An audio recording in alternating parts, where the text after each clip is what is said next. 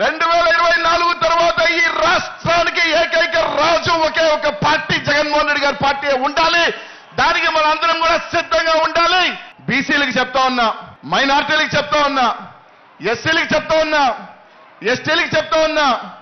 ఈ రోజు మనకి 25 ఎంపీల్లో 16 ఎంపీలు ఈ రోజు బీసీలకి, ఎస్సీ ఎస్టీలు, మైనార్టీలకు ఇచ్చారు జగన్మోహన్ రెడ్డి గారు. అనేక మంది అసెంబ్లీ స్థానాలు ఈ రోజు జగన్మోహన్ రెడ్డి గారికి ఇచ్చారు.